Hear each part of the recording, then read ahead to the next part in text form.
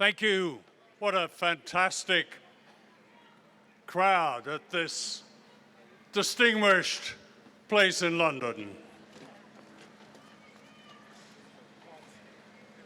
It's an honor today to be here. I think Roger has just arrived to introduce Roger Waters.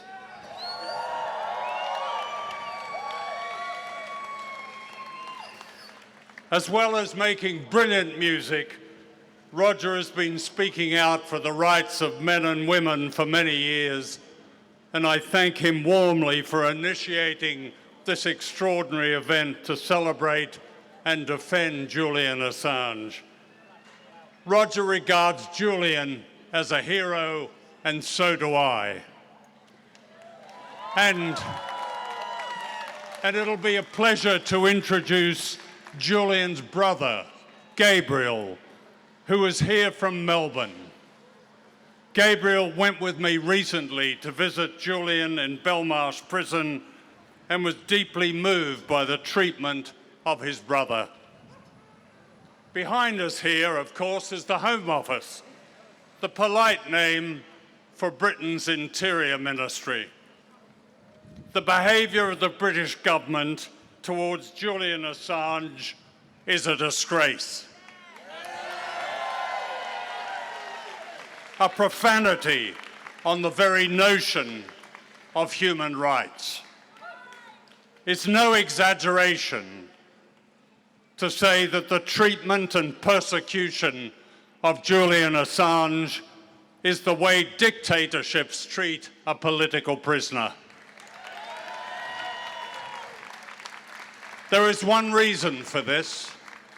Julian and WikiLeaks have performed an historic public service by giving millions of people facts on why and how their governments deceive them secretly and often illegally, why they invade countries, why they spy on us. Julian is singled out for special treatment for one reason only: he is a truth teller. His case is meant to send a warning to every journalist and every publisher, the kind of warning that has no place in a democracy. I spoke to Julian at the weekend. He'd been just allowed to have his first proper exercise. He was allowed to pace up and down in a small bitumen yard. However, at Belmarsh prison, they have a sense of humour. On the walls facing the so-called exercise yard are happy, clappy words about the blades of grass beneath your feet. But there's no grass.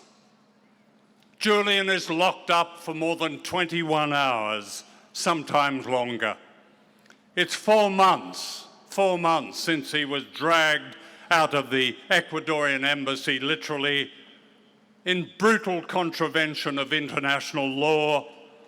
It's 4 months, and he is still denied the documents and the basic tools to prepare his case against an outrageous demand for his extradition to the United States, where he faces incarceration and almost certainly torture.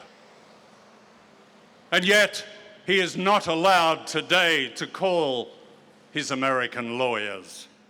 He is not allowed access to vital documents. He is not allowed access to a computer. He is confined in a single cell in the hospital wing, where he is isolated most of the time from other people. All this because he infringed a bail order, the merest of offences, and he sought political asylum from the threat to his life that awaited him in Trump's America. When I asked Julian what he'd like me to say today, he was adamant. Say it's not just me. It's much wider. It's all of us. It's all journalists and all publishers who do their job who are in danger. In other words, the danger Julian Assange faces can easily spread to the present and past editors of The Guardian, The New York Times, Der Spiegel, El País in Spain, the Sydney Morning Herald, and many other newspapers and media outlets around the world that publish the WikiLeaks revelations about the lies and crimes of our governments. Never before in my career as a journalist have I known such an attack on our most basic freedom to publish and to know. The message is loud and clear. Be careful, or you too will end up in an American hellhole. Journalism is not a crime in the United States, not yet. But if Julian is extradited and convicted, it will become a crime. Journalism that does its job and tells people what governments do behind their backs in their name. Julian is not an American. He is an Australian citizen. WikiLeaks, which he founded, is not a US-based publication. But the meaning of his extradition could not be clearer. No matter who you are or where you are, if you expose the crimes of government, you will be hunted down, kidnapped, and sent to the US as a spy. 17 out of the 18 charges that Julian faces in America relate to the routine work of an investigative journalist, which is protected under the First Amendment of the US Constitution.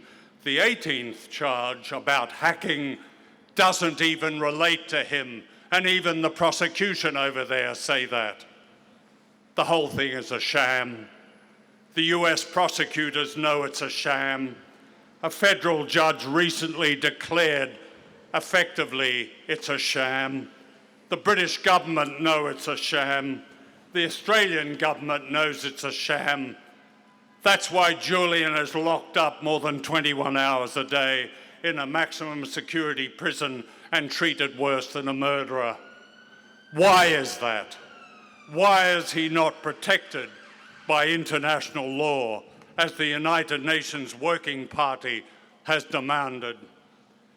He is to be made an example, that's why. What happens to Julian Assange and to Chelsea Manning is meant to intimidate us, to frighten us into silence. And the moment that we fall silent, it's over. By defending Julian Assange, we defend our most sacred rights. Speak up now, or wake up one morning to the silence of a new kind of tyranny. The choice is ours. Thank you.